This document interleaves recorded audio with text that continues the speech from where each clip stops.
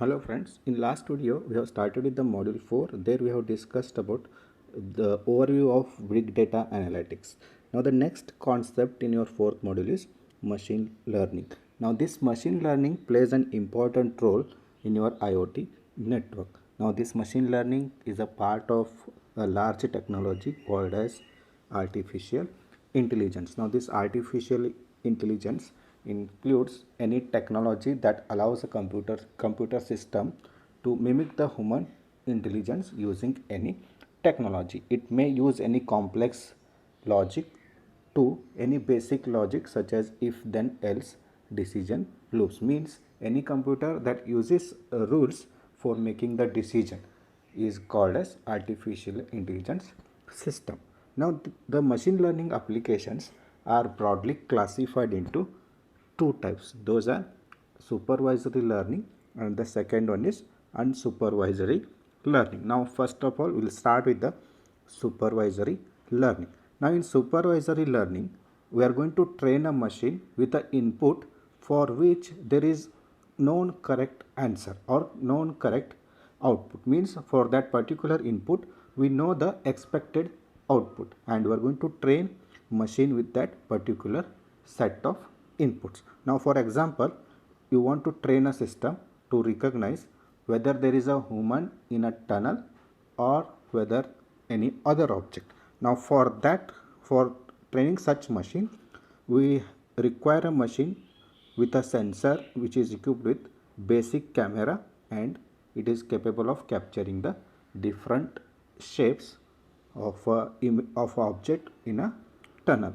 Now with this machine we are going to take thousands of images of each type of objects. We are going to take thousands of images of a human, of any other object such as vehicle, a rock, a piece of wood and so on. For every object we are going to take thousands of images. Now we are going, and for these images we know what type of object is placed inside that tunnel and we are going to train the system with these images as input and the already known output. Means what type of image it is, that is going to be given to that particular system.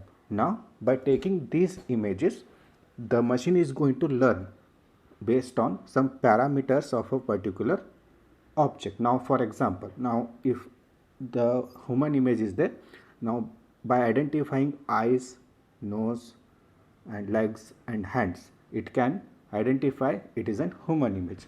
Like that, if a rock is there, by seeing the structure of a rock it can identify a particular object is a rock. Like this the machine is going to learn under supervision of a particular trainer, and whatever the images we are going to use for this training process is going to be called as a training set.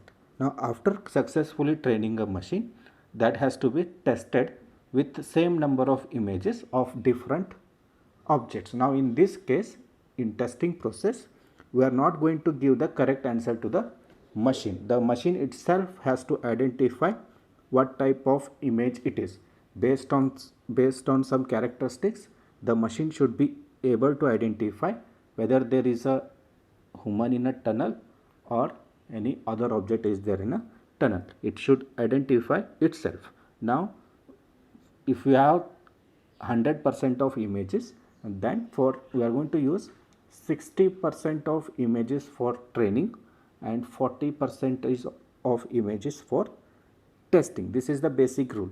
60% images are going to be used for training and 40% images are going to be used for testing, and this process is called as machine learning. Once you get more than 90% of accuracy while testing, then this system is going to be implemented in your real environment. This is how the supervisory machine learning works, where we are going to supervise a machine for learning. Now the next category of machine learning is unsupervisory. Sometimes supervisory learning is not the best method for machine to help with the human decision. Now to understand this unsupervisory learning, take an example of processing IoT data from a factory which manufactures a small engines. Now here we can assume that 0.1% of the produced engines by a particular manufacturing company are defective. Now here the task of machine is to identify these defected pieces. Now here we can't use the supervisory learning because we need to try and test every engine which is developed with some parameters. It is not possible in such situation. Now here the unsupervisory learning can be used. Here in unsupervisory learning, what we are going to do, we are going to categorize the particular inputs in two groups based on some criteria. One group is good and another one is bad. Only two groups are going to be formed. One category consists of good inputs and one category consists of bad inputs. Now for this, what we can do for this machine manufacturing industry, we are going to take a particular engines which are generated by this machine manufacturing factory, and we are going to take these engines at a certain temperature. Now at the certain temperature, the good machines are going to produce some sound. At certain temperature, the good machines are going to produce some sounds and some bad machines are going to produce some other noises. In such cases, we can easily identify which machine is good and which machine is bad. Now based on these categories, we are going to divide them into two groups, and we can say that one group is of good quality and one group is of bad quality. This is how the unsupervisory learning works. Now here the basic method which is used for this unsupervisory learning is k-means clustering, which finds out a threshold value for a temperature and a threshold value for your noise.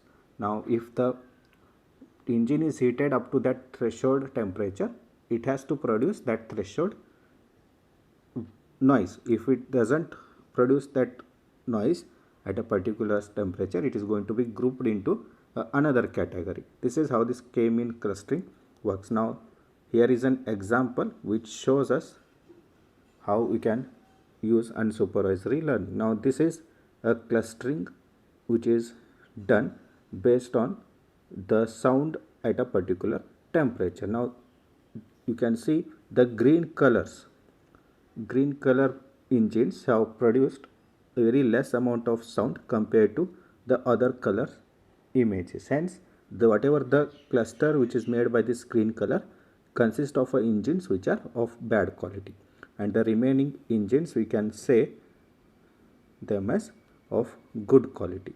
This is how unsupervised learning works. And for handling our IoT data, we require unsupervisory learning because amongst thousands of sensors, a large amount of data is going to be generated, where it is not possible to train a system and test particular system and then implement it in a real time. Hence unsupervisory learning is best option for handling your IoT data. This is about basics of machine learning and the different types of machine learning applications, supervisory and unsupervisory learning. And both of these techniques along with neural networks can be used in your IoT applications. About neural networks we are going to see in next video. Thank you.